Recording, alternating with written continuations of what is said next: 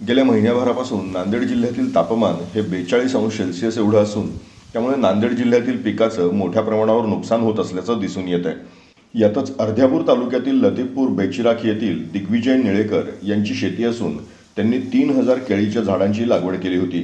या झाडांना फळ लागून घड पडायची वेळ आली आहे। तीव्र उन्हामुळे पाणी कमी पडतंय, त्यामुळे या झाडांची नासधूस होतीये। ही झाडं वाळून जात आहेत आणि झाडं दांड्यातून वाळून कोलमडून पडतायत।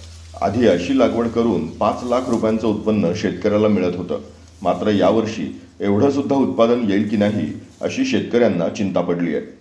या नुकसानीमुळे शेतकरी आर्थिक संकटात सापडला असून यात आता शासनानं काहीतरी नुकसान भरपाई देण्याची मागणी शेतकऱ्यांकडून होतीये।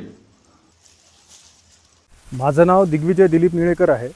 मी लतीफपूर बेचिराख तालुका अर्धापूर जिल्हा नांदेड इथे माझी शेती आहे। आम्ही 3000 केळीचे झाडं या ठिकाणी लागवड केली होती।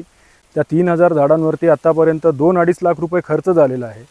आता या ठिकाणी केळीला फळ लागायची आणि त्याचा आता घड पडायचा वेळ आलेला आहे, मात्र या वेळेला आम्हाला पाणी कमी पडत असल्यामुळं या झाडांची नासधूस होत आहे। या झाडांचं हे सगळे झाडं वाळून जात आहेत।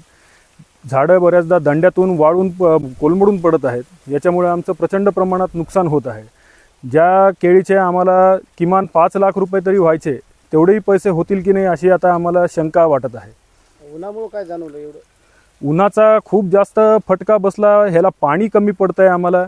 त्याच्यानंतर लाईट बरोबर चालत नसल्यामुळं त्याच्यात अजून अडचण येते की आम्हाला वेळेवर पाणी देता येत नाही। ह्याला आता काही खतांची वगैरे व्यवस्थापन करायचं आहे, ते खतंसुद्धा आम्हाला सोडता येत नाही आहेत।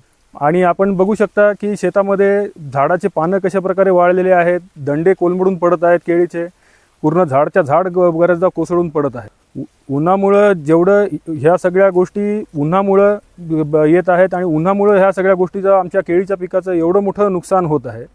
हे सगळं करपाकरपी सगळी उन्हामुळं होती आहे। आणि या उन्हाची तीव्रता लक्षात घेता व शेतकऱ्याचं होणारं नुकसान लक्षात घेता याच्यासाठी शेतकऱ्याला काही ना काही नुकसान भरपाई द्यावी अशी माझी शासनाला विनंती आहे।